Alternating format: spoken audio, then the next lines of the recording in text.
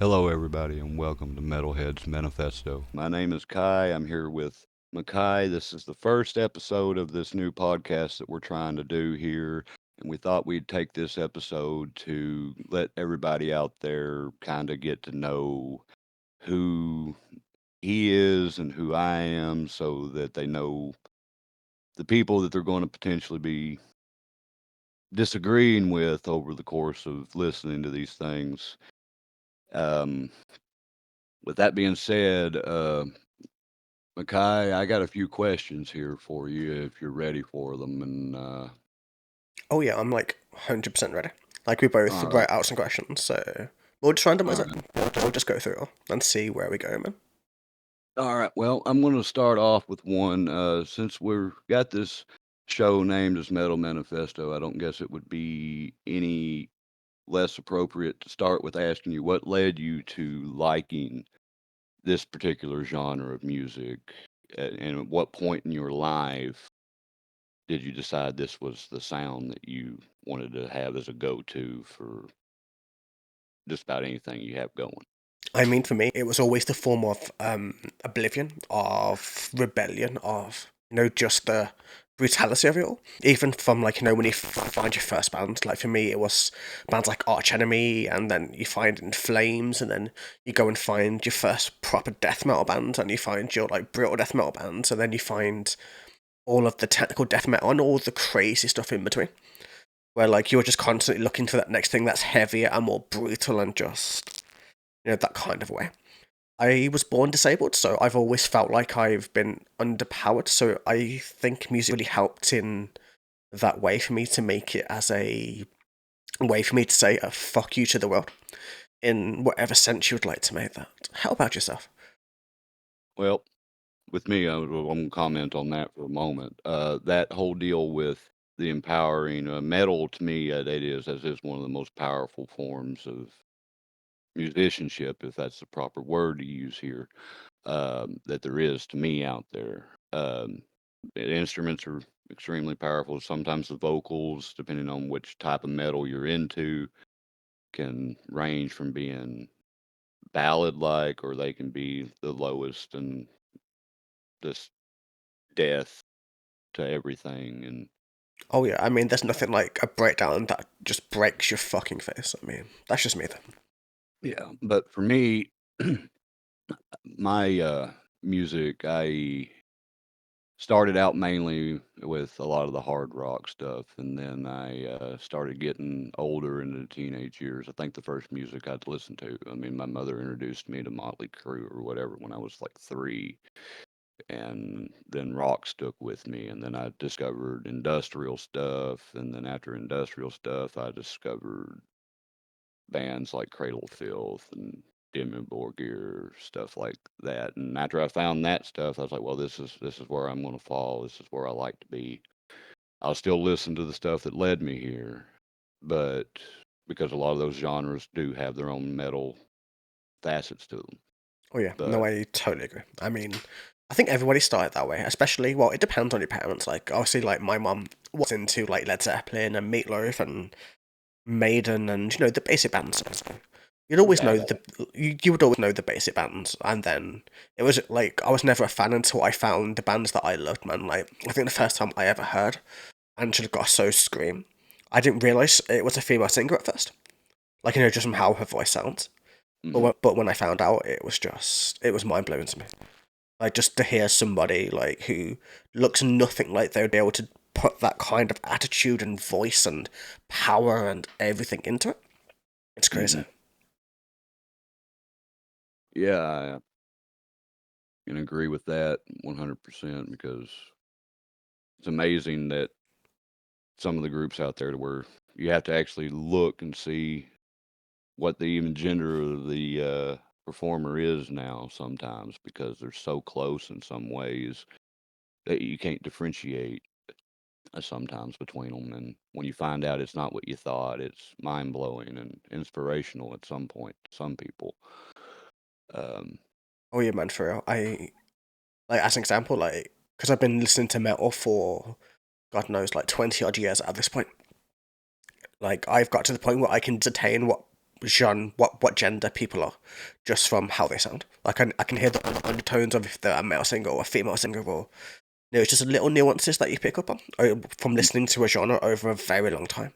And like it's just amazing because you can hear all the different changes and increments. Like just imagine like we go from Angela Gosso, and I think on my last Twitch stream that I did, we listened to a female deathcore singer who, for all intents and purposes, sounded male for 90% of that song. Yeah, I actually was around and heard that one. I agree. That's a lot of the reason I even brought that up is because of that one in particular example that you just mentioned. It was if didn't know if someone hadn't said it, and I because you were listening to it from a just a MP3 essentially, without watching a video if they have one. I don't know if you've looked in. I haven't looked to see, but Yeah, they do. if I hadn't had a visual to see from it with it, I would have never. If I'd heard it on like over Spotify at work, I would have never known. Oh yeah, no, I can imagine. It was so close. There was only it was so subtle. It was only when she went into the more higher tones that you could hear like that it was a female singer. But her lows, man, her lows were intense. Hmm. And I can. I mean, I can't deny that. I mean, if you did, you'd be deaf. I'm already Yeah. half deaf, so I mean, Yeah. now that being since we're in got where we got started in metal, let's go ahead and move over to. Are there any genres out there that you yourself won't even touch? You won't give it the time of day. You won't listen to it because it's just to you. If it's just as simple as it not being music, the lyrical content isn't compelling enough, or whatever the case may be. You mean me hate genres and music and shit, man? I don't know what you mean. No, it's okay. No, I despise thrash as an example. I respect thrash because without thrash, death metal would never have been a thing. So there is a lot of nuances between the genres. The same with things like deathcore. Like I despise new metal, but without new metal, you wouldn't have deathcore either. It has a lot of like similarities between new metal and metalcore, and that's how like deathcore came about. It kind of added more brutality from a bunch of different ways. It's why deathcore can go about two or three like different ways with the way the genre goes. It either goes more new metal, it goes more from the metalcore side, or it comes down from like a more traditional death metal side in that sense. But for me, the two genres, it's thrash and new metal. Those are the two that I absolutely despise. I can't listen to them. And it's not even that I hate rap as an example. Like I listen to rap by itself, but I don't like rap in my metal. It just sounds like it shouldn't be there. It feels like it's trying to blend two things that should never be blended, in my opinion. As for thrash, it's just a dude shouting into a microphone and drums that are barely tuned with random riffs over the top of it, and it just sounds like noise to me. So, what about you, So you're saying you're actually secretly a Kim Dracula fan though? No, I'm pretty sure I'm not. I then? mean, I still need to release that reaction just for like. I'm sorry. I had to continue the troll from that. Oh yeah. But for me, the music that I generally won't listen to, I won't listen to my voice sake's music. I will not listen to country music because I But you, can't stand the but you sound like the way. perfect country singer, like actually. I probably could do it very well. I have the voice for Yeah. it. I already have I I live in the mean, area of the world where it's the dominant thing. oh yeah. So I could probably get away with that very well. Hell, I could probably get away with gospel very well. That's another music genre I usually won't touch, obviously, because Oh I yeah, don't I mean, I can imagine you really. singing about loving your truck or about how this woman left you, or I don't know, man. It sounds like Yeah, it would be fair. I could do it, but I wouldn't. It would feel worse than if I tried to do rap Oh stuff. yeah, that would be crazy. That's some I got here now. At some point, we gotta do it. I'm not going to do that. Nope, sorry. We'll see. I, We'll w- give it time. We'll see. I'd rather gouge my eyes out. I mean, me and you both, but still. But yeah, basically country, gospel music stuff. I won't go near. I won't go near most pop. mainly because it's to me, it just I think it's not in my age group. Maybe, but it depends because like 80s pop was amazing. Like I mean, have you listened to Heart and people like that? They're absolutely amazing at what they do. So it just depends, I think. Now, shock rock and punk and industrial and stuff like that, I'll still listen to because it's part of my childhood, Hmm. but That makes sense. I mean, not those other things. I mean, oh I yeah, grew up in churches and I couldn't stand hymnals. Fucking annoying concept. oh yeah. I Now, Ghost on the mean, other hand, Ghost I'm fine with. yeah. I can deal with I can deal with uh some of their songs that are there's one in particular that's almost a hymnal like sounding thing, and it's just funny to have someone religious listen to it and think that they're talking about one thing when they're not, and you try to explain to them what they're really talking about, and then they want to stab you. Oh yeah. I mean, the best thing to do is to annoy religious people. It's kind of a pastime, if especially if you're in this part of the world where it's very religious, as an example. Sorry out there if anybody's actually religious. You probably tuned into the wrong show. Just let you know now. Um, well, I'm not Hmm. sorry. I lied. Yeah. But I mean, at least we've got some viewership. I mean, if there are any religious people, hey, what's up? so yeah, I mean, you're welcome to stay. You're actually welcome to give us the hate if you want to. Try to convert. Actually, go out of your way. Try to convert us Oh, that'd be amazing. because you're just going to provide us with a unlimited amount of content if you do this. Oh yeah, I mean, if you are listening on Spotify, feel free to go over to the Makai Reacts YouTube, which is where the podcast episodes will be, and leave a comment down below if you would love to converse. I would love to see it, like honestly. Yeah. And speaking of that, since you brought in the YouTube stuff, I'd heard this before we started doing this when we were getting to know each other a little bit that you had mentioned before that you'd gotten one deletion request. I have to word it that way probably for what we're doing since you got stuff going on YouTube. Oh yeah, I mean, like the deletion request, I think we're up to about 3 at the moment, but yeah. Oh, you're up to three. I just knew about the one then, I Yeah, think. I think But I showed you the first one. Yeah, yeah, you did. You did. Or at least the secondary of yeah, what the first one was on, I think is what it was. yeah. I mean, I think YouTube removed the comment, so yeah. Yeah. So I'm going to ask you, how I mean, granted, your channel clearly says that it's harsh in its title. Oh yeah. The words there, granted, a lot of the people probably commenting don't understand what words can have more than one meaning. But with that being said, how do you personally handle those type of things when they come up to you to where people tell you you should go and delete yourself or um what have you, because your opinion doesn't exactly match what they feel that it should about something that they like. I mean, for me personally, I try not to even listen to those comments, but I think in that first one especially, like I'd Mhm, never expected it to ever happen over an opinion on music. I think because it wasn't just like you should go kill yourself or you should go off yourself, or it was like something along the lines of like if I ever see you in real life, I will make sure to stab you. I'll make sure that anybody who you love will be stabbed or dead. Or it wasn't like like a troll comment. It was like a seriously thought out, like whether thought about like me and then people who I associate with or family or that kind of way. So it was a way more personal attack than just like a simple comment.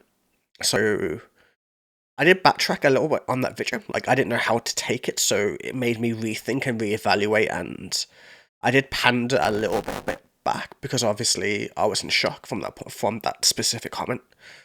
And mhm, then I don't know. I think once you've had that first one, the second one you expect, if that makes sense, and then the third one you expect, because you know what people are like. You understand that there are insane people in the world, and there's people who will murder over nothing, and there's people who will threaten over nothing.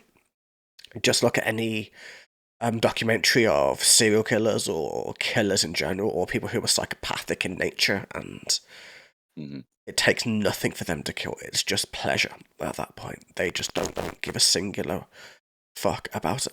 And I think that's just where it comes down to, because anonymity kind of gives you that comfort blanket Yeah. where you don't see, like, because you see me like as like a creator, you think I'm personally attacking you, even if I'm talking to a broad spectrum of people.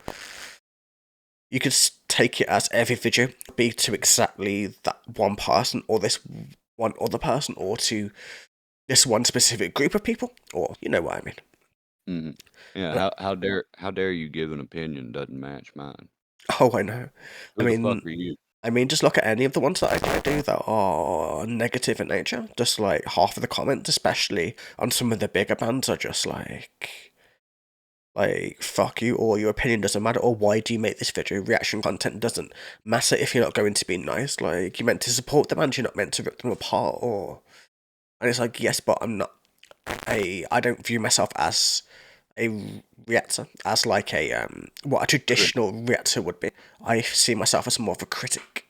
Yes, and that's the thing that is slowly seemingly going away today in all forms of media, not just music in general. And it seems to be absent music because, like, I've seen, just going back to talk about Kim Dracula for a second, I've seen 7 or 8 different react videos to stuff I've sent you that one day, Hmm. and everybody praises it because they're like, "Wow, this is outstanding stuff." I was like, "What the fuck are you do? Are you deaf? Yep, pretty much. Is your attention span shorter than that of a gerbil?" But you've got to remember these people are also probably Well, very no, scared gerbils of the comments as well. Like, so like how I've had death threats and everything. But gerbils might have a good attention span, though. I might not need to rope gerbils into that.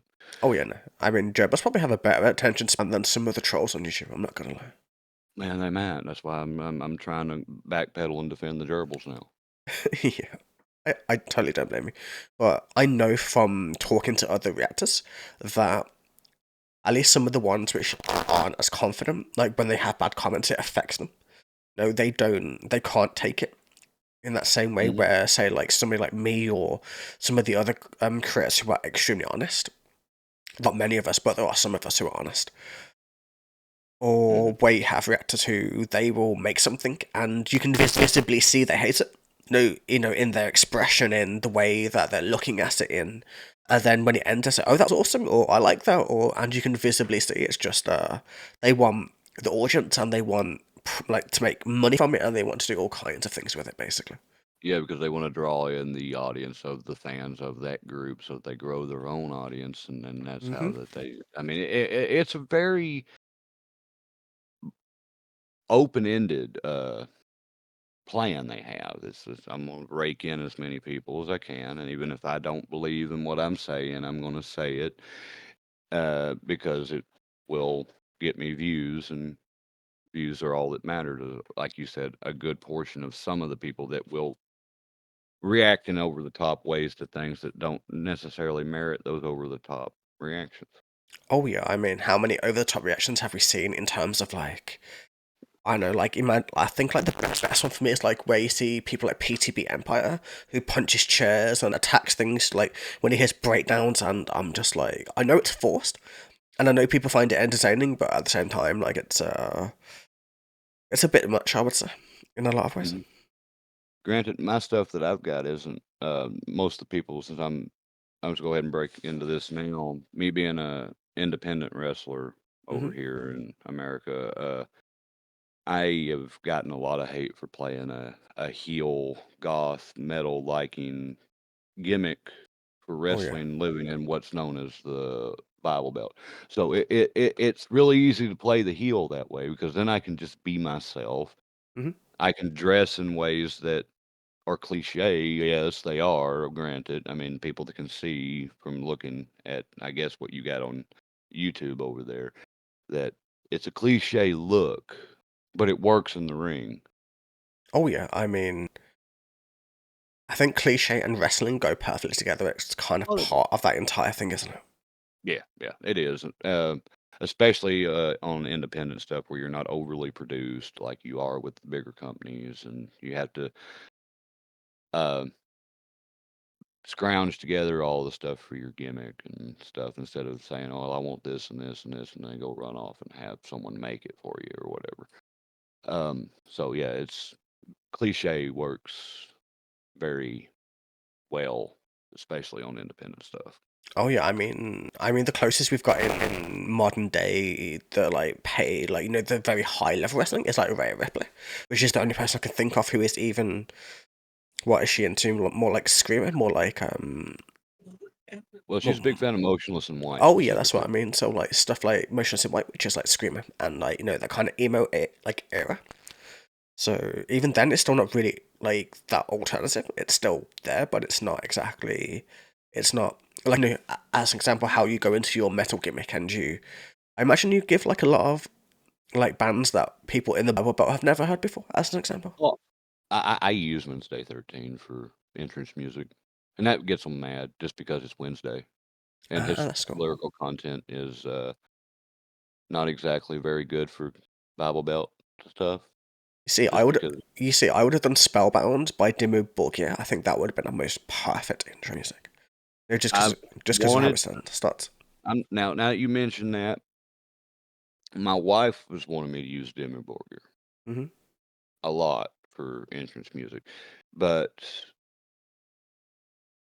we are afraid of what will happen if I do. Oh yeah, I mean, I can imagine the hate and the comments and because imagine using Spellbound by the Devil. Could you imagine? Like in that corner of the world, But man. that one would be a little bit more cliche, I think. They would probably see that one. Oh yeah, but you But could do loads of but them because you could do Progenies of the Great Apocalypse stuff. That would be a that's very the good one. one that I would want to use Yeah. personally, would be that, um, that or Puritania. Ooh, Puritania is a very good one to be fair. Or like Darkness Throne Triumphant. That's a very good one too. Or Enthroned Triumphant. And, because the biggest reason we're worried about it is because it might not be the same for you, but for us over here, it takes a lot of, I guess you could say, training, listening to this type of music to understand what they're saying Hmm. sometimes. I mean, I think like I speak for a lot of people when they say when it's like what I do as a or what I try to do as a channel, should I say, is on a lot of the crowd like videos that I would do, I will put lyrics on the screen that go in time with what they're saying in order to kind of make that easier. To Mhm. get more people into the heavier types of music and all of that. But yes, it's difficult for people to understand vocals. I think it took me until I don't know, like 10 years or something, to be able to completely understand most things I listen to. Yeah, it took me a long time to Hmm. understand, like, I could understand Cradle easily until he got fast, and then it took me a few years to get that Oh on the yeah, but song. Danny's English, so I could always understand Danny. Yeah, and with Demu, it took me a while to sit back and understand every word was being said that were in English anyway. I can't Hmm. understand the native language at all because I don't know it. Oh yeah, Um, obviously. and I know if I play that over here, uh, that people would think it's basically goddamn satanic mantras being played all the time. When a lot of times, with even with Demi Borgir, it can be dark stuff, but Hmm. it's not as bad. If they actually read it, it's not as bad as what they initially think it is based on how it sounds. No, I mean there are a lot more satanic black metal Yeah. bands out there. That would be like horrendous if they did read the lyrics. Yes. Yes. 100%. Yeah, but Demo for me are always that entry level, into the black metal scene. Like they're always kind of I'd either go Behemoth, which are like more a Black and Death, or maybe like Demo, which is a very good like entry level symphonic black metal band. So Yes. no way, but that But there shows. again, you're coming from me being mainly American, where we don't have a lot of that stuff coming up over here. We have obviously other things, and I think we Hmm. have a few that try to do it, and Hmm. it's just something our accents don't seem to lend to it very well, especially with the people that doesn't know much about how to get rid of it. I mean, for black metal, they usually use throat singing, and then they distort it from there. And I mean, anybody can throat sing. It's a thing that any human voice can do. So, I mean, Yeah. it's definitely easy enough to learn. It's difficult. I'm not going to lie, but it's still like one of those things. It's what Yeah. Shagrath does. It's how Shagrath gets his technique. I mean, out of all the music out there, that's something I would always thought, well, if I was going to ever try to do anything, I'd want to try and do stuff like that. But I don't. I have the tone probably to go into it, Hmm. but I don't know if I could kill my accent. I mean, granted, I mean, with training, yes, and with what you've said, yes, but just freelancing, trying to just say I'm gonna go and do it tomorrow, I probably wouldn't be able to do Oh it. yeah, I mean, trying to do it tomorrow is probably not the best idea. Yeah. I think it takes like I would say from like when I started like really trying to learn how to use my voice recently. I think I started about 2 years ago now, 3 years ago, something like that. Anyway, Hmm.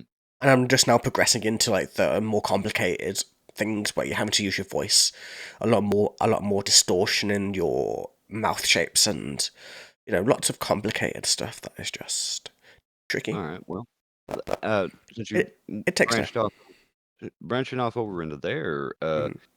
since you've been kind of training yourself and stuff of that nature for, just doing different vocals and stuff, do you write your own stuff? Not as of yet. I mean, I have a cadence that I enjoy. Like, if I'm practicing without using somebody else's musical work, I have certain lines and vocal styles and different ways that I train my voice.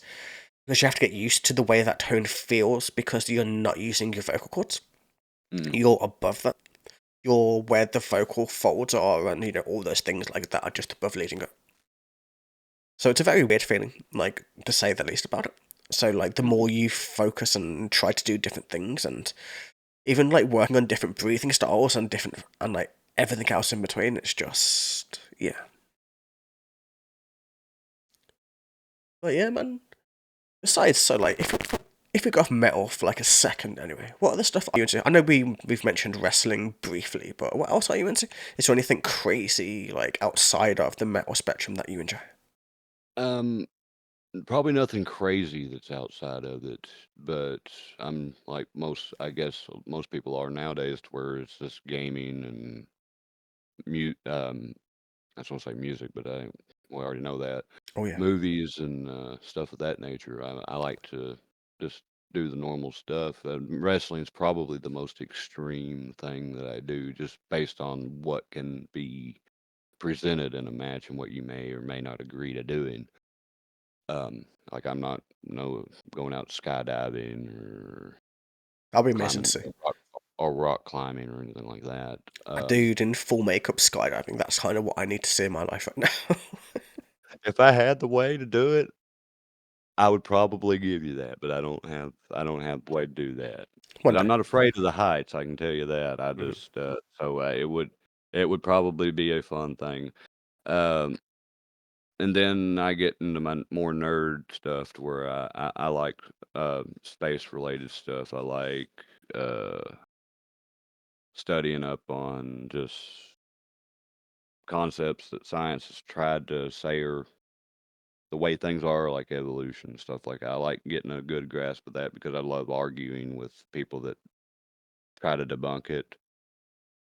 Oh yeah, I mean, I'm really into that as well. I've always loved watching people like Christopher Hitchens and all the debates and all of those things. Where people try to convince creationists about things, and it's interesting to see Yeah. how different humans like see the world. If you want to call it that. Yeah, the just the vast views that people have about how things even are. It is nice to try to sit back and listen to a lot of people give their opinion on it. But Hmm. yeah, I don't think that being asked that though, like you said, I don't think outside of what I've already mentioned, I have anything that would be extreme on. I mean, I would call the wrestling the most extreme thing, like, because Yeah, how that's many probably how many people do you know who actually like wrestle? Like for me, you would be the first that I've met, like and like who can say that they do it. If that makes sense. yeah, I do it, and I own my own ring and everything like that, Hmm. and train people, and I mean, it's I wish I could do that for a living. Oh Be yeah, honest but with you, you can make a lot doing that, but I don't have hmm the being an independent guy, you don't have the name recognition where the up and coming people are gonna come in through you as often to say, I don't have a wrestler's name wrestling school type deal, you know what I mean? oh yeah, I mean, like, I think name and image and brand is basically everything in that world. So, Oh, it is. Um, yeah, I think the most extreme thing that I've had go on in a ring though, I've been through quite a few hardcore matches, quite a few ladder matches, few with the thumbtacks. hmm That's not as bad as what people out there might think. There's ways around that, and some people may already know there's ways around that. oh yeah, but Um, like, have you done like say like skin thumbtacks? Thumbtacks. So, no, no, no, no. I'm not gonna do that. oh yeah, so you've got safety in my mind, basically. My whole goal with that concept, even though it's simulated violence, I don't want me or the guy or whatever I'm in there with to walk out of that match worse than what we were when we went into it. Oh yeah, I mean that's a very nice way to be. It's very different to what you hear, like especially back in the day where it used to be very dangerous to be a wrestler because they would try to hurt you on purpose just to kind of move up the ladder and like in a sense anyway. Yeah, and when you're on the independent thing, especially when you're like me, to where um, I'm not affiliated even with an independent branch anymore. I was for a few years, but that they weren't smart enough to put stuff on YouTube until well after I'd left. Ah, that sucks. So I don't have any of that stuff. Oh, that's But okay. It happens. but they weren't nowhere near as big on their standing because most of us wrestled for free just for the fuck all of it. All makes sense. So it's more like for fun rather than like a way to It, kind it, of like build a career, if that makes sense. Yeah, it's literally just a hobby that if we got good enough that we thought, well, let's see if someone will take us, and more like a on the job training, I guess you could say, Oh yeah, to refine your craft and get your character set hmm up that might get taken away from you if you did move up and makes become with sense. What were the crowds like me. like? Were there like big crowds or was it like a few people or? No, it depended on what time of year it was. If it was a fairground show during times where a state fair would come through, they were usually pretty good just because of the people bringing their kids to the fair for the rides and stuff like that. And they'd come by and then they'd want to watch a show or whatever that they get advertised to them. And those were good. But when it was just a generic, normal weekly thing where we did it where we had the ring, we'd be lucky to have 30, 40 people there. Oh, But that's still pretty big though, considering. Like considering the it it's just a small independent show. Yeah, and for its concept being, we're doing it just for the sole sake of entertainment and just to refine ourselves and improve what we're doing. It was always good to have any size crowd just to get over the stage fright if you ever had any about being in front of people and Oh yeah, I mean doing things. you do hear about that a lot. Even like some wrestlers who are like the top tier, they still have that little bit of stage fright until their music hits, then they just go. No, It changes. yeah. I'm not gonna lie, when that happens, when you're back behind that curtain and, you're thinking about going out there and everything you have to get in, let's say, 10 minutes, you have 10 minutes and you have to get this, and this in that hmm time. It weighs on you a lot mentally until your music hits, and for some reason, when that music fucking hits, your mind changes immediately. You become your character that you're trying to portray for your gimmick, if you are a gimmicked wrestler like me, or if you're just being a character, because there is a slight difference nowadays. I don't know why there is. Everything's a gimmick in wrestling, Yeah. but people don't like if you're not like me, painted up and then goth attire or metal, rock attire, whatever it is. You're not. That's considered gimmicks to people now. And if let's say if John was to go in the ring and just call himself Mike for some reason, and he's no different than he would be if he was John, that's just him playing a character to him. It's not a hmm gimmick, but it's still a goddamn gimmick. I mean He's not everything's a gimmick. Yeah. he's not Mike, but he doesn't see it because he's not literally a identifiable. I'm more of a character than those people are because I'm actually visually different than what you would see me on Oh the yeah, I screen. mean, like I think the best one to describe it would be someone like Mick Foley, where he have like multiple different characters, and then Yes, that would be his gimmick, depending on what he decided to do. yes, and that is very useful if you can pull that off. Oh yeah. I have an incredible amount of time playing face, and especially did when I first started because I always wanted to be a heel. I always wanted to be the guy that everybody didn't like, so that when I beat up the guys that they liked, they would just lose their shit over it because of the way that I portrayed myself. Oh yeah, but didn't but wouldn't that lead to more danger for you though? Because some people It does. take wrestling very seriously in that It way. does. I have had one 10-year-old that was in the crowd that liked the guy that I was in because he was almost he was trying to emulate a lot of Jeff Hardy's style. So of course the younger audience is going to like that a lot Oh yeah. because it's flashy and it's fast and it looks cool. Oh yeah, it is. So we were doing a thing to where we were having a ladder match, and the guy had the ladder up in the ring, was going to go for the finish of the match. I come in, I push the ladder over with him. He falls out of the ring through a table, the classic spot you see Oh all the yeah. time. Yeah. And when I went out to capitalize on that, which was part of it, which was where I was supposed to get a run in from people in the back that were with that guy. Mhm. They didn't know how to book. They had to face the ones that had the interference. For some reason, it didn't make sense when they booked it that way. Because I'm the heel, I'm the one that's supposed to have the underhanded ways of doing things. Oh yeah, I mean that's kind of how being a heel works, right? It's why the bloodline works so well in current WWE. And it just so happened that kid was a few seats away positionally from where that table was, Mhm. and I had a Minute Maid bottle chucked at my head. Oh damn. It almost hit me, Mhm. and if it had, I would have had to commit to walking towards that child because of my character. Oh yeah, I But mean you would have scared yeah, the living shit out of him. Yeah, but since it missed, I was able to act like it didn't happen, that's and I good was though. so glad that Oh that was that yeah. way because there that kid's mom was not happy with the reaction that the child was having based on what I was doing to a person that kid liked, Mhm. and but that's what it is.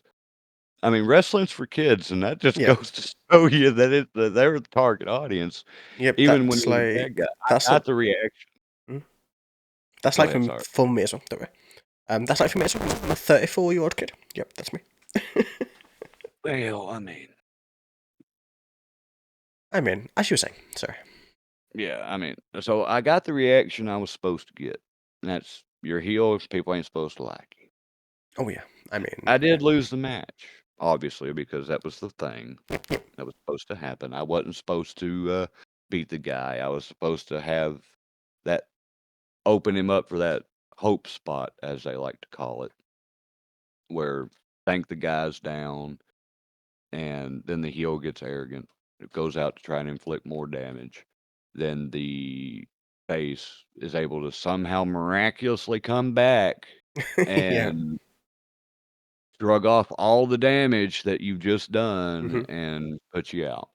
Oh yeah, That I that mean, that, like that was it's like there's nothing like seeing a wrestler go from barely being able to walk to doing a full double backflip off the top ropes. It's just like you know. yeah. But I mean, it's suspension of disbelief, and when it Yep. comes to kids and they're being the target audience, suspension of disbelief is so easy to do. Oh yeah, no, I can imagine. So, what are your thoughts on how WWE is going onto Netflix? Where they're going more? Do you reckon they're going more back into an attitude era, with blood and violence, and maybe even swearing and more sexualized content?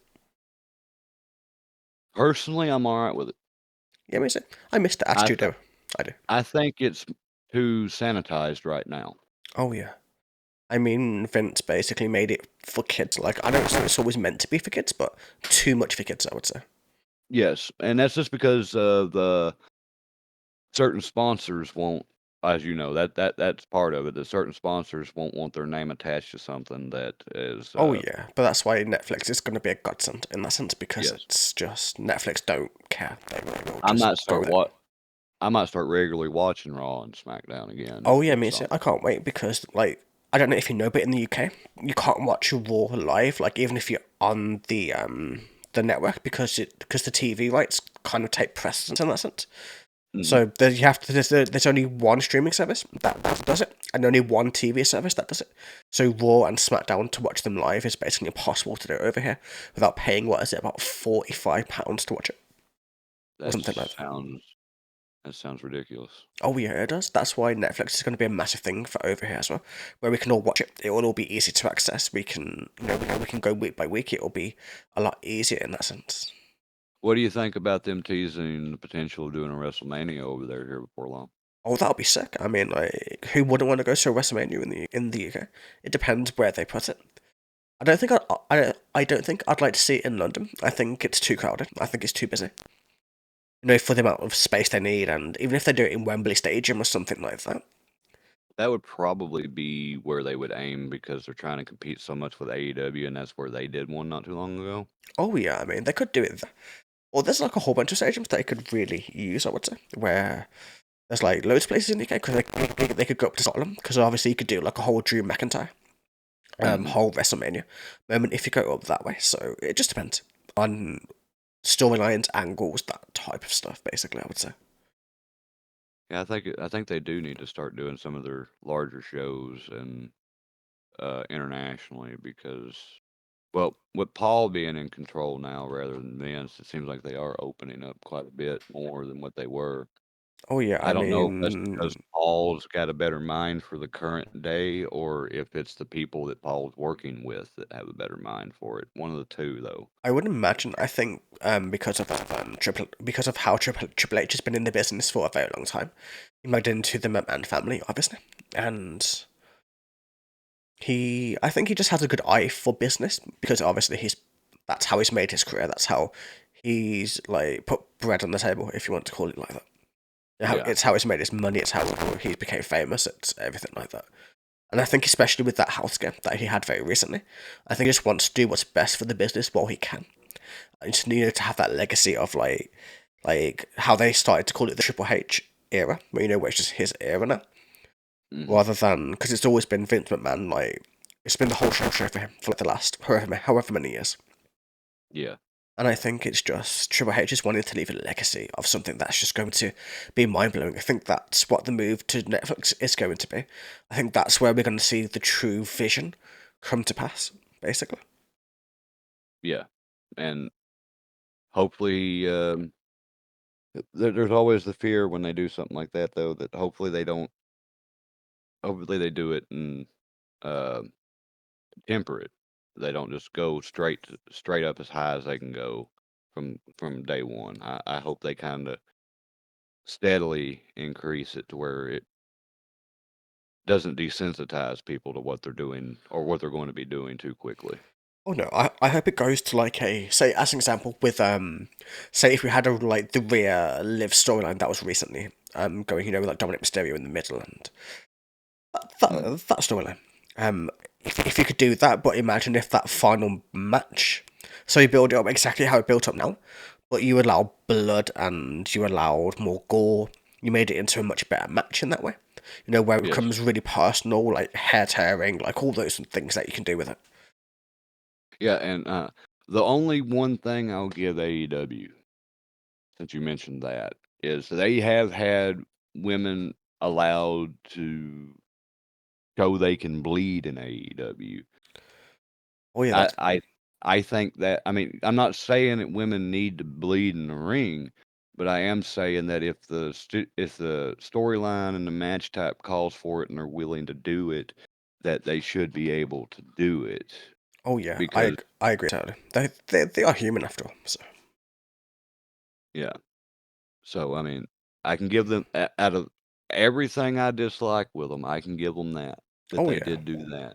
I mean I Uh, think if AEW just had a little bit more professionalism, that would be perfect. That'd be the opposite to WWE. That makes sense. That'd be a good independent to like be almost rival them, but from what I can tell of what I've seen or heard people talk about more than seen, as I mostly only watch WWE stuff, is that Mhm. it's very um almost like dominated by the massive crowd of wrestlers rather than having strict storylines and things they want to achieve. It's just done by like a group mindset.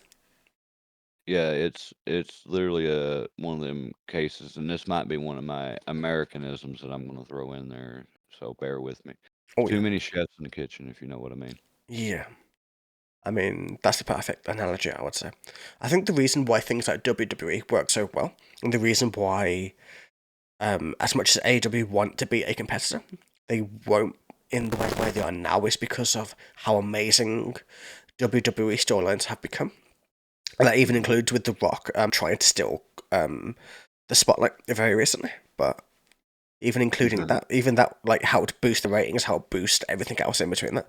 Because like I think the best moment of WWE I've seen in the last 10 years is The Rock beating Cody Rhodes in the rain after they've already stopped recording.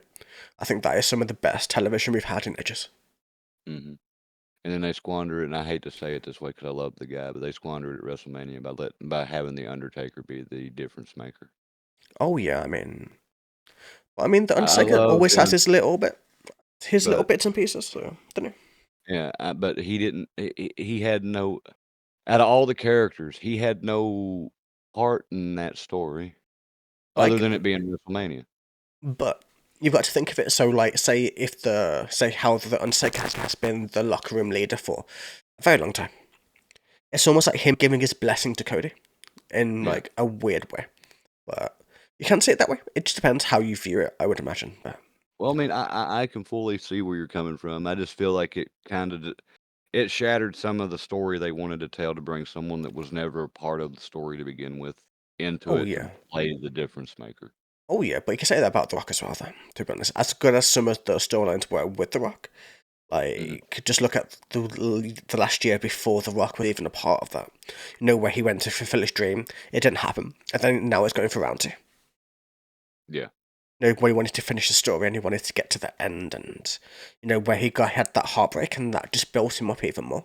It gave him that extra edge, and that's what I think made all the other wrestlers who helped him want to help him. If that makes sense. Yeah.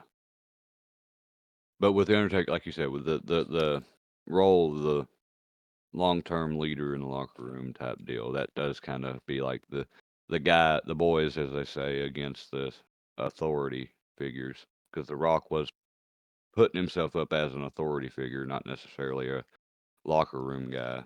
Oh no, he owns part of the company that owns WWE, doesn't he? So Yeah, he's something, one of or he's on the the board. I know he's he's on the board or like that, but that just means he owns some of it. That's basically what it yeah, means. So, but yeah, yeah, man. As much as I love talking about wrestling and WWE, I think yeah. we We need should to move like on. move on a little bit. Yeah, we need to move on. Oh Let's yeah. see. Where do we want So, to go from here? You got somewhere you would like to segue into, or ooh, so like you mentioned that you're married and all of those things, and yes? so like I know you're into your like heavy music, into a little bit of the older stuff, into everything you're into, right? What is she into? Mhm. She is into. I don't know how to explain it. I guess rock and hard rock would probably be some of the best examples she would be into. There are exceptions, like when it comes to Dimmu Borgir, she is fairly attracted musically and image-wise to the image that Shagrath portrays. Hmm. At one point, it was Danny, but as far as the deeper parts of metal, because those aren't even going in deep to that, she doesn't much. She doesn't have an ear for it.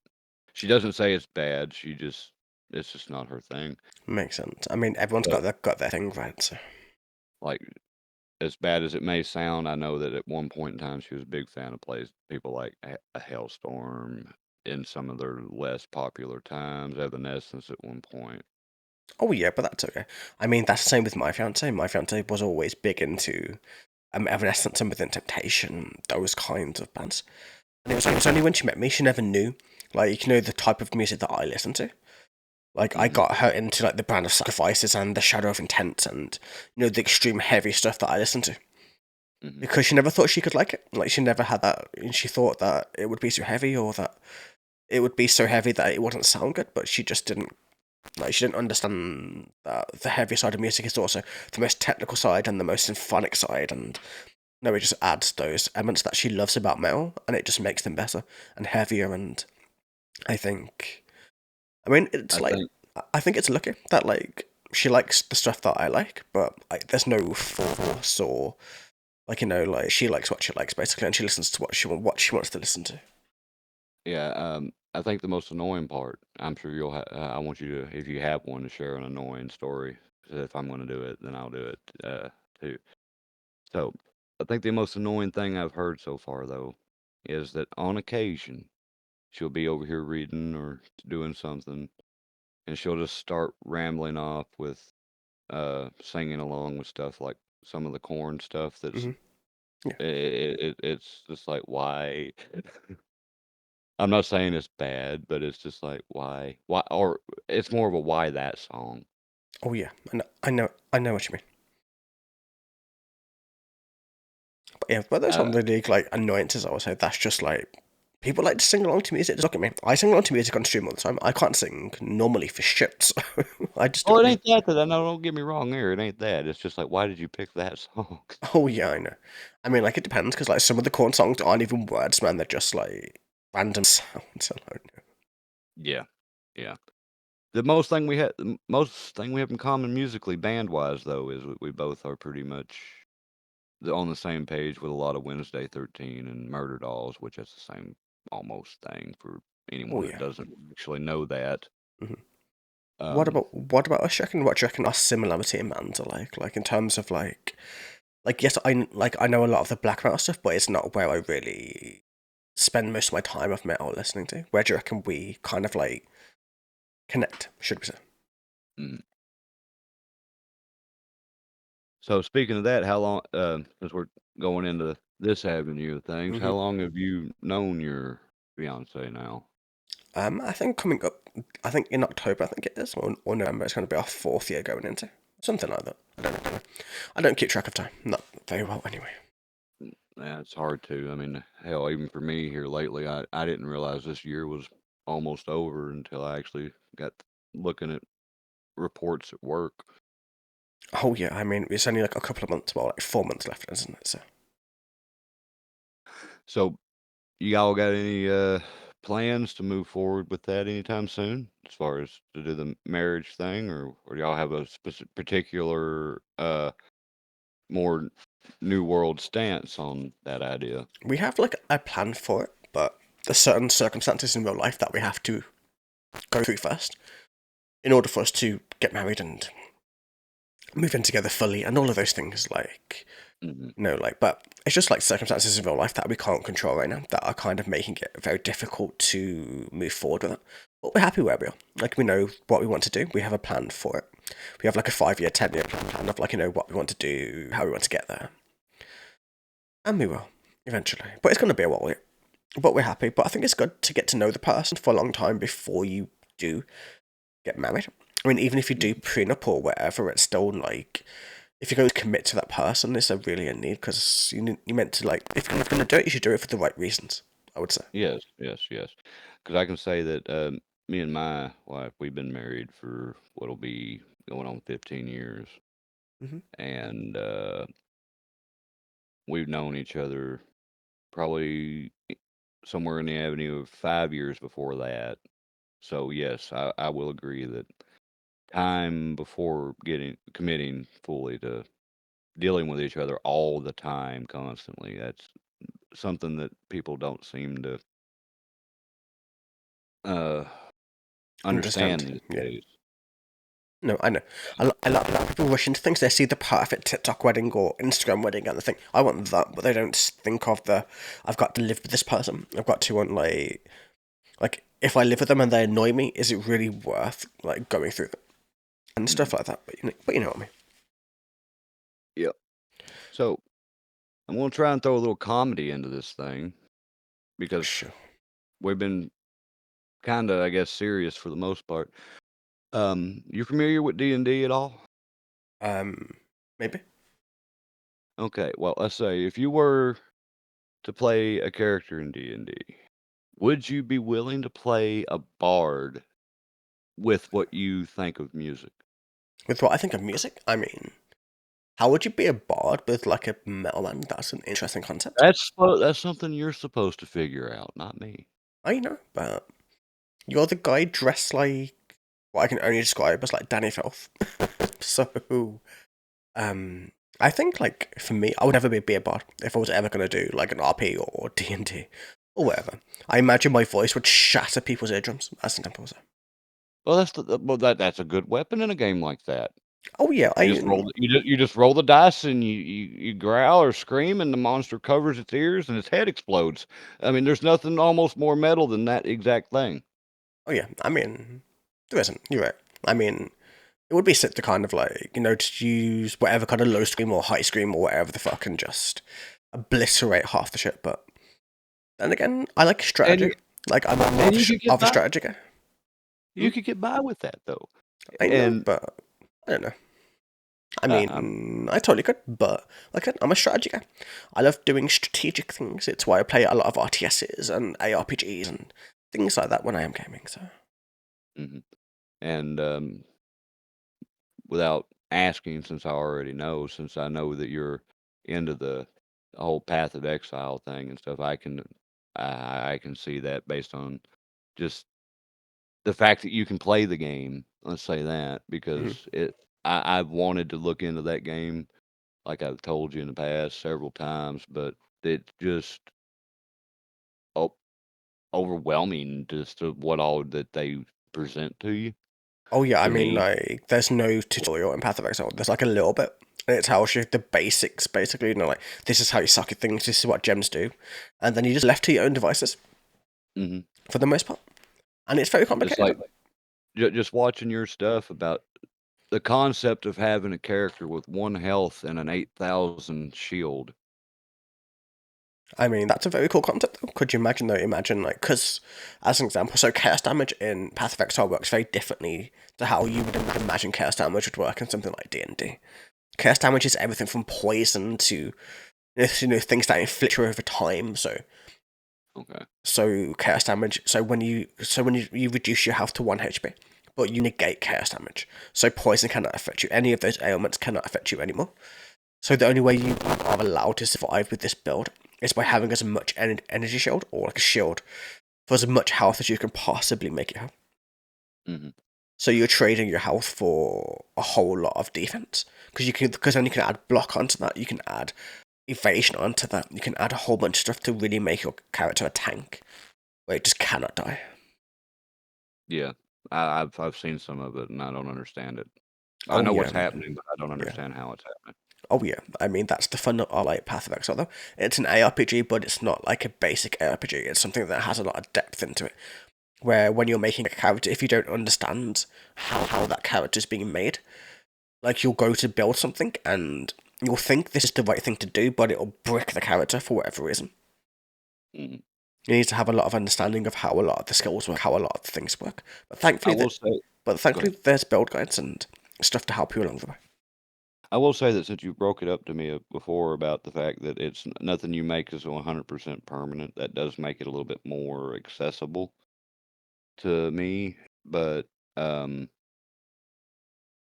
it's still obviously overwhelming, but it's not like, "Well, I just gotta make a new character now because I screwed myself," like you would in Diablo 2 or something, you know what I Oh, mean? you know, in Diablo 2, once you do that, you're kind of screwed. I mean, you can reset your skills now, thankfully.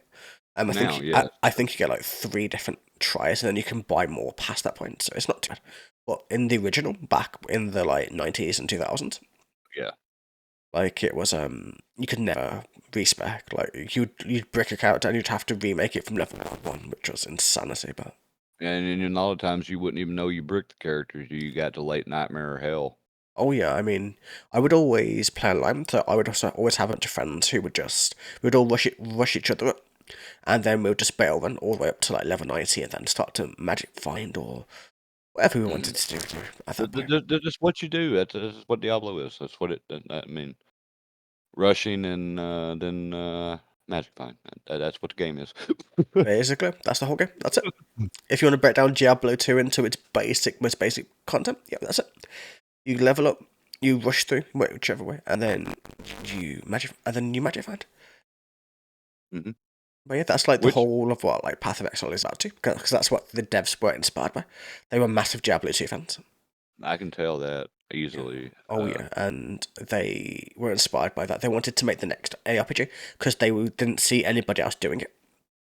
And no So, one and that's the thing too, I wonder why that is. I mean, it doesn't seem just with the player base that Path of Exile has and the player base that even Diablo still manages to maintain, it's not a dead genre of games. So oh no, why is especially with like games like Last Epoch, if you've heard of that one.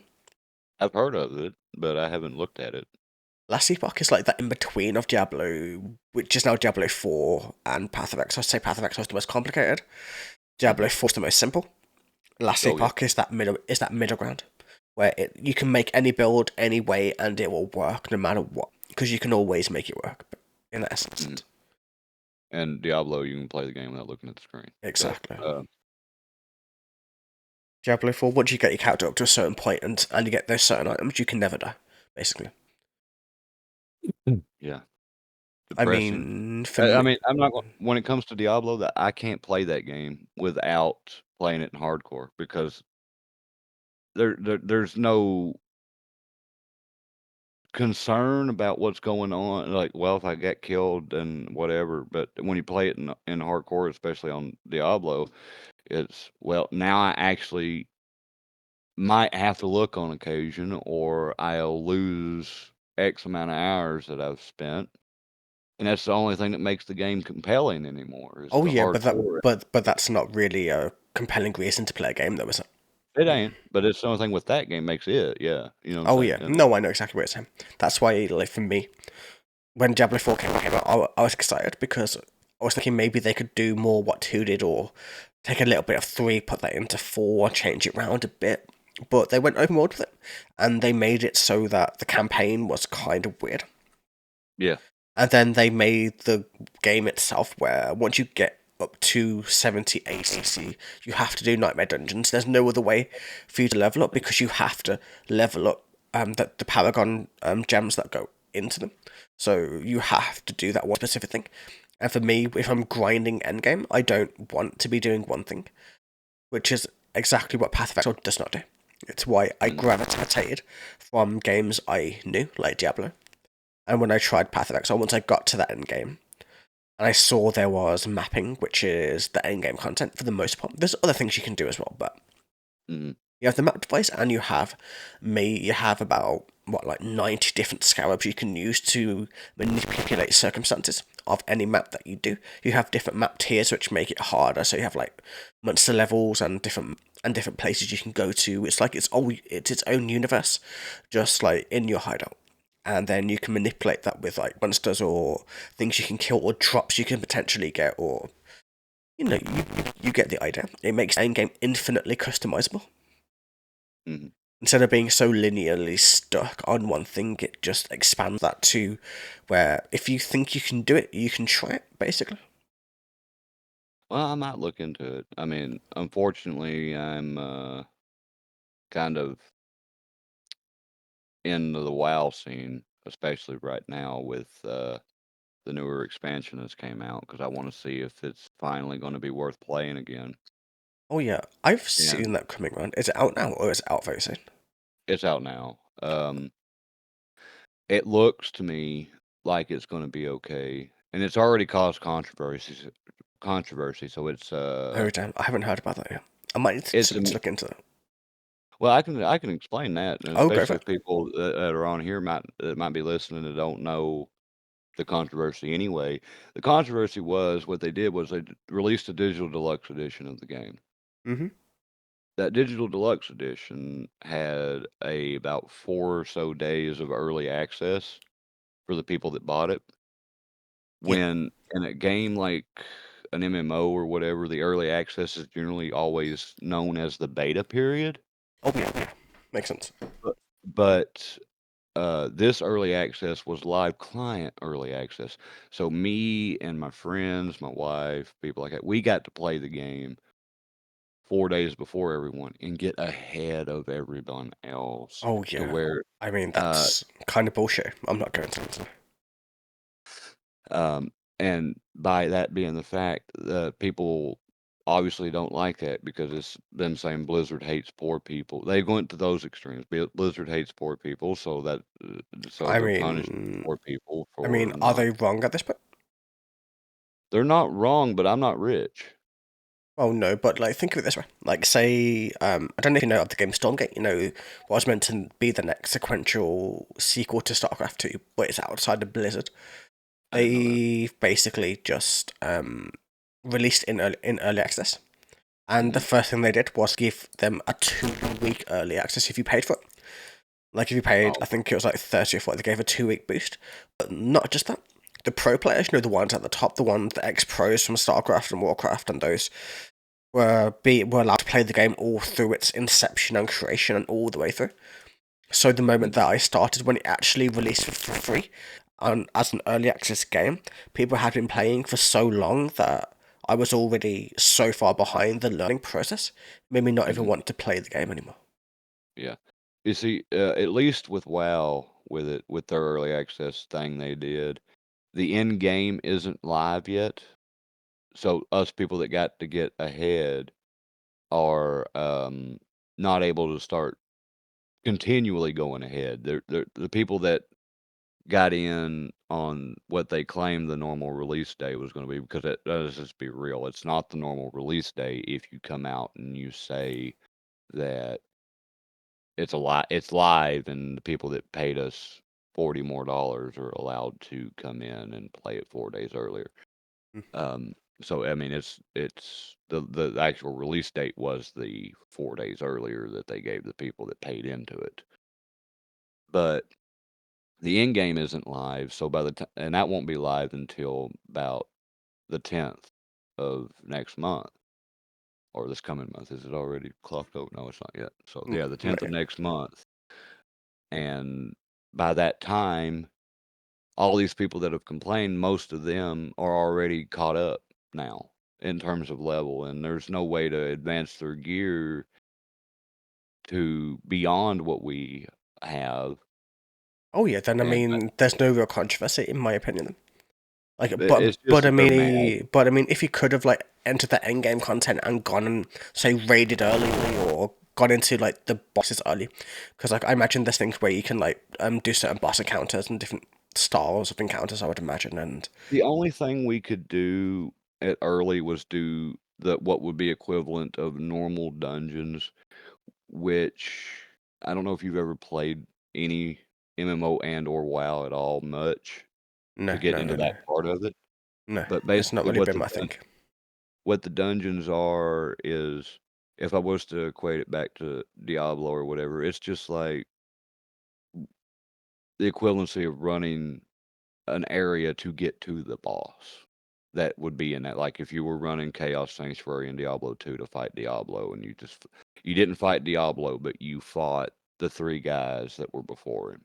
Oh yeah, so it's like almost like where you're kind of just building up currency or gear or trying to build up to either find so like little things that might build up or like or it's leading up to the boss encounter anyway. Yeah, and it's the things that were immediately outdated with the heroic version, which is heroic would be the equivalency of thinking of going from normal to nightmare. Oh yeah, makes sense. Makes sense. So that and heroic was live, obviously, on everyone's access. But yes, that meant people like me could get into heroic day one, Hmm. where everybody else had a level, but I still can't do the raid. Oh That's no, going to be but once you can do the raid, I mean, at least like Blizzard are self-aware enough to know that to allow people to do the raid basically to like to release it at a date rather than at the very start or yes, at launch because there's a lot of speed running people who can just obliterate content. So yeah. Generally, I'm pretty good at getting from level cap to level cap in those games and being able to sit around and wait for the content to Oh yeah, release. like I totally get it. It's the same as like when you level up a new character in like Diablo 2 or Path of Exile. Like I think my first run through Path of Exile was like 20 odd hours, and then my most recent character, the one you see me play on stream a lot, I think Hmm. that was a 5.5 hour full 10 acts, like all the way through. Yeah. But a lot of the streamers who've been playing Path of Exile a lot longer than me I think I saw somebody do it in 3 hours. Do Act 1 to 10 in 3 hours, Hmm. which is insanity. But I think it's just like I think the faster you get, the more you play a game, especially like WoW or Path or whatever you're playing. Like Hmm. you find little things, how the game works, how the mechanics work, regardless of patch, and you just know from that point. Yeah. And they've even come out and said, I mean, I don't understand the controversy myself, but of course I bought into the early access, so I don't know if my opinion matters on that because I wasn't impacted by the negative side of it. Oh yeah, no, Um, you're right. but um, they said that by the time the raid drops, that there should be no way to tell who had early access and who didn't. That's probably the best thing they do there. That's why I said it's not really a big deal. Yes, somebody got to go into the game early, but as long as it doesn't impact their end game or how they want to raid or Yeah. you know what I mean. As long as it doesn't do that, I think then it's perfectly fine. But yeah, speaking of things like Diablo and things like that, have you seen the new expansion for Diablo 4 is going to include rune words from Diablo 2? I don't know if it's exact rune words. I haven't read into it yet, but I was wondering if they were going to be bringing rune words back ever. I missed that feature in Diablo 2. I liked that a lot. oh yeah, oh Added yeah, it added a whole lot of uniqueness to builds that you oh didn't yeah. But I necessarily. mean, like you've got also got to remember that rune words bricked legendaries in Diablo 2 as well. That is. The moment rune words became a thing, the moment Enigma was a thing, it just Oh yeah, bricked everything. yeah, because everybody needed it. Yep. And it still does. Like Enigma's basically the rune word you need for 90% of bots, no matter what build you're playing. Now, if they make it to where that I'm just thinking from it from like what you said there. I don't know how they're doing it Yeah, no, I because haven't I read didn't into even it know. yet. I don't even didn't even know they were doing it. Hmm. But I could think if they made it to where you could do a rune word, and the rune word was a separate thing than being in the gear. Like if you had it on your character sheet and you had a slot for it, where you could put the rune word into the slot on the character sheet, to where it would be an independent functioning feature from the rest of the gear. That would be sick, but I don't think they're doing that. I think they're doing item specific rune words, from what I've seen. Well, I mean that would be what I would expect them to do too, Yeah, basically. But I would think basically, that would be. basically just ripping off Diablo 2. Yeah, Yeah. That would be the only way I could see that they could not potentially brick items is to have it to where it's its own standalone addition to the game on the character sheet rather than being affixed to items itself. oh yeah. I mean, so far they've taken Last Epoch's crafting system. They are using Diablo 2's rune words now. They are lending a little bits and pieces from Path of Exile, from what I can tell. And so far, there isn't really much original content left in D4 that is like that you can't just go play another game and get the exact same circumstance or get the exact same thing happen. Basically, that makes Yeah. sense. And that does Where just to me say Blizzard's getting they're running out of ideas. yeah, I would say their team doesn't as good as like their teams generally are. Their Diablo 4 team doesn't seem to be as cutting edge as they used to be. Should we say? Mhm. I just look at the Well, minds that came up with DC. Like most of those people have already left Blizzard, so yeah, because they forced them to be closed down, exactly. So and a lot of them didn't. Uh, I might be wrong, but didn't some of the people that got closed down from that, didn't they go into working on some of the stuff like the Path of Exile stuff too, or a few of them? Or am I wrong? Or I thought I heard that. that's what I thought as well. But from documentaries that I've seen about like history of how Path of Exile was a thing, I'm pretty sure it's like a love child from people who enjoyed DC rather than ex developers moving into the company. If that makes sense. Mm. Maybe later on, I don't know. But from what I've seen, it's more like, they were heavily inspired. They had a friend who they played D2 with who invested in grinding gear games that gave them their start into that early access, that when they dropped those first cosmetics and stuff, that they could afford to build what is now Path of Exile. So Yeah. So I'm glad I wasn't the only one that thought that. I was really concerned on talking on that one because I it didn't sound right when I was saying it based on what I'd seen or seen and heard just over time, not oh even yeah. just talking to you, but I could have sworn that I'd heard somewhere way back when that it was Yeah, that's what I heard as well. I mean, like, just as like, I think everyone who's ever told me to play Path has been like, yeah, it's made by the XD2 devs, and I don't think it's quite true, but yeah. Ian, anything else other than that as far as the things you mentioned, RTSs Um, and ARPGs at all? um, I'm like I like basically most games. I'm not really like too picky. Like, I don't play many first-person shooters just because it's not really my thing. Like, the competitive, fast-paced FPS is just, it doesn't feel right to me.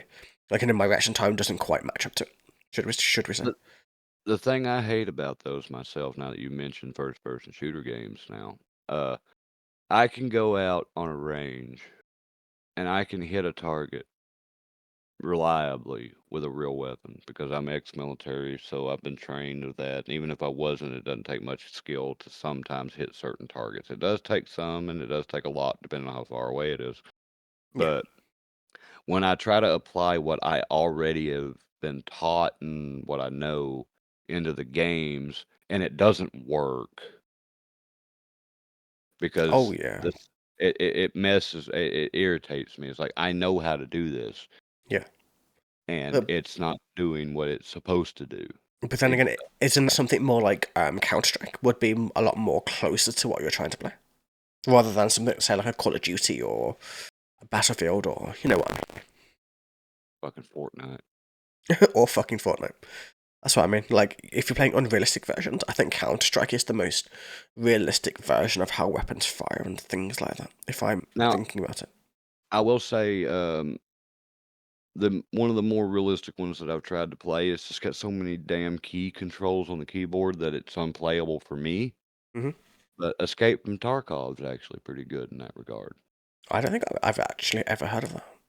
Well, basically, what Escape from Tarkov is, and long and short of it is, you have a character, you go to a map with the character as you do in any shooting game.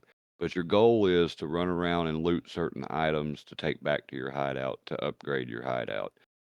Okay. And the concept is you have to get in under, and you have a time limit while you're there, collect your stuff, and then you have to get out without anyone seeing or shooting at you. If they do, then they can come up and they can just steal all the stuff after they've killed you that you took all the time to collect for them, and then they take it home. Yeah, makes sense. But the weapons work fairly good. I can say that. I just don't like the amount of controls that are on the keyboard. There's like far more than I feel that there should be Oh for yeah. I mean, I think like in that kind of game, it depends how many controls you're talking about. Is it like more than 10, as an example? yes. Is it like closer to WoW where you have like where you need extra programs and stuff just to kind of No. manage things like that? You don't need extra programs to do it, but I would say that in terms of functional controls, there's closer to 20 things you might want to know how to do with I a see. different key to most of them, or a combination of keys to some of them. Yeah, because I mean, I think the most complicated that we get in like say like ARPGs is stuff like I think in Path we get like 10 button builds as an example, where you need 10 different buttons in order to press to use the entirety range of your abilities, which are the most complicated builds, right? I always tend to go for the one or two button builds just because it's a lot fucking easier. But yeah, I can imagine with 20 or 30 or however many it happens to be. It's complicated for no reason at that point. But that could just be me, man. I don't know.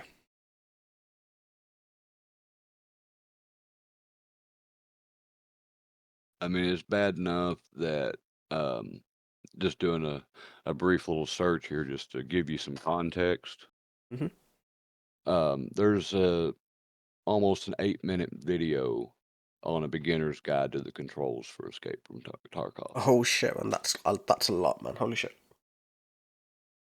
Now, I don't know how much that dude talks about each control, but it's an 8-minute video about a beginner's guide to the controls. Oh yeah, I mean, I played like really fast paced RTSs and stuff like that most of my life, and even then, at most, even with like 300 APM, like I could play a lot of RTSs. That it the sounds way too complicated. Like just for like a game like you're describing, it sounds more like the kind of controls you'd have for something like a fast paced RTS or a fast paced ARPG, or you know what I mean.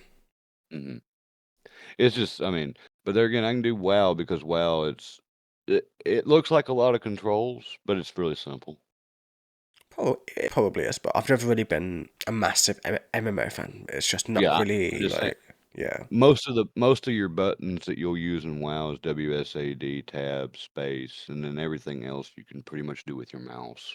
I really damn. That's interesting. So it's very, I mean, in the long and short, it's very, yes, you could key bind it to where every key on your computer could actually function as an ability if you wanted to do that, but you don't have to, and it's not necessary. Makes sense.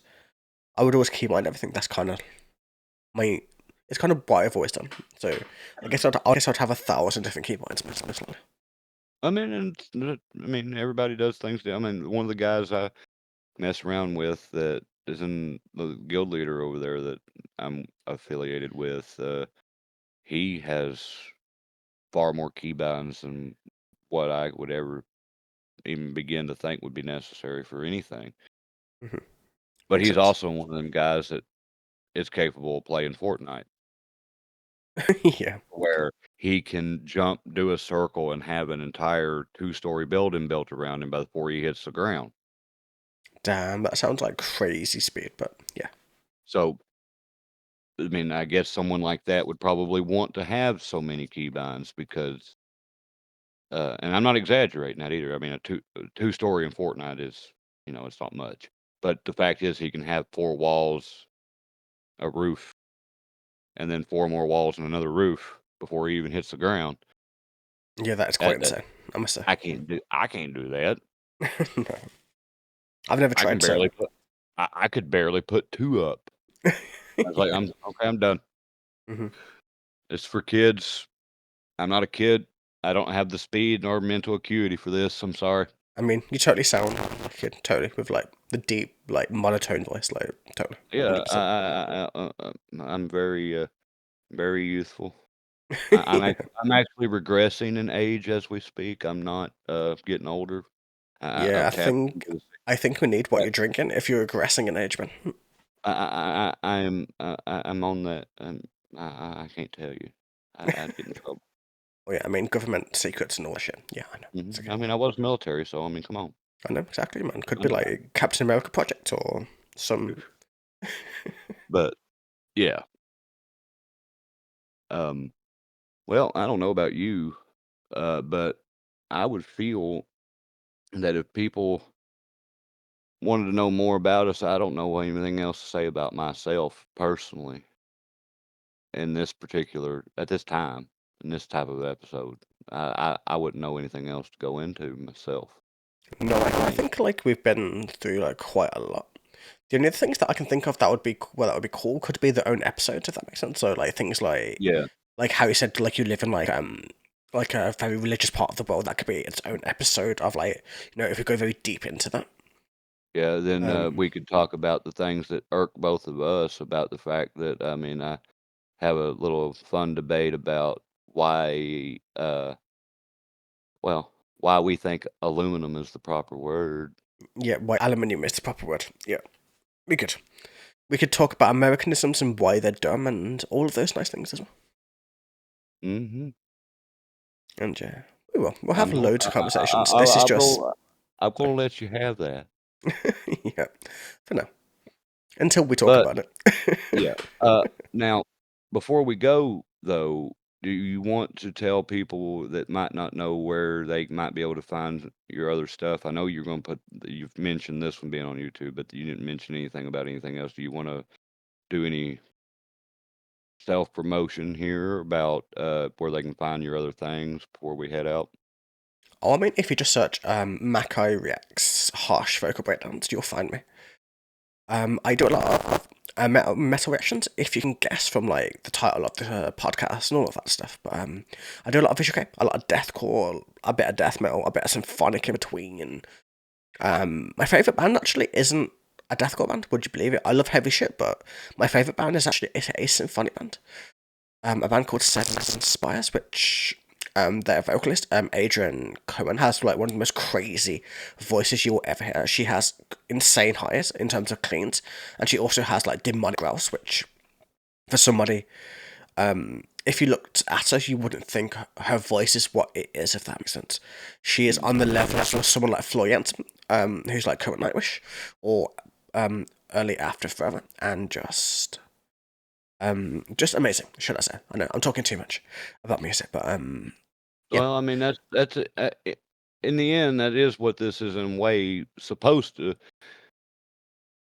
kind of cover too. So, I mean, it's fine. We're supposed to cover whatever the hell we want. Oh So, yeah, I know.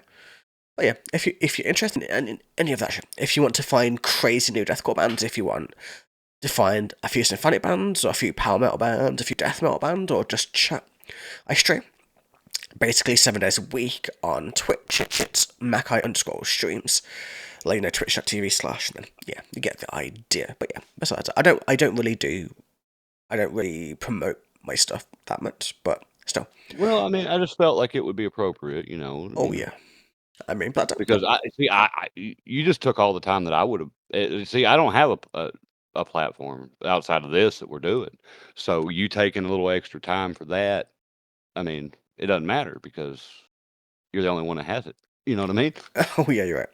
I mean, So, I didn't think of it like that, but yeah, you are totally right. but But yeah, I man, I guess think this will be the end of this first episode. If there's anything we missed, anything that you'd like to know, drop it yes. in the comments. We'll do like an Ask Me Anything where if we do get What? any comments like saying, what about this? What about this? Like, we'll think about it and we'll do an episode or a live stream or something where we can say like, oh, like we missed these. You wanted to know this and this, I know this or know that, and answer stuff if we need to. And you Or know, if we're wrong about anything and you want us to know that, you just tell us we're wrong, and we might address that too. oh yeah, and like don't forget, if you think you can convert us to Christianity or whatever religion you believe, drop that in the comments on YouTube as well. I wish there was comments on Spotify. That'd be so much. There are. That would be cool. I wish. I didn't Yeah, even know according that. to what I've seen. Yeah. Oh damn. Okay. Okay. Leave it on the comment section wherever you happen to be. Then I guess. But yeah, it's been fun. Like, it's gone quickly. Like an hour and a half almost is like crazy. Yeah, I mean, it happens when you can just sit around and talk. Oh yeah, I bet. And this is just But the introductory. This is where we have no topic or anything to yeah. go off. So. So next time we come to you guys, we'll have something that's actually a little bit more topical rather than just talking about ourselves. So that's probably the most boring topic y'all probably ever hear us discuss, I would hope, is me as Oh yeah, ourselves. yeah. This is like the most So boring you'll ever hear us. I would imagine. Once we go into topics, this shit is going to get interesting. yeah, yeah. Because depending on what we choose, it's going to be interesting. Should we say? Just the arguments alone that Oh when they yeah, I happen. mean the arguments are going to be insane. Like, we're going to pick things that are going to make us disagree. That's going to be like the kind of theme leading into this. So it's going to be conflict, but it's going to be fun conflict, should we say? Just assuming we ever agreed to begin with. Oh yeah, that's true. I mean, do we ever agree? Like Mr. Aluminum over there. No. Exactly. Talk So about colors and I know, right? flavors. Yeah, man, those colas and flavors and all those things that you Americans say over there. But yeah, anyways, I hope you guys enjoyed this first episode. I have been Makai, that has been Kai, the unlikely sounding gothy black metal dude. And we'll see you in the very next episode. It's been fun, as Yep. always, and have a wonderful day, evening, night, wherever you happen to be in the world. Yep. See y'all around sometime.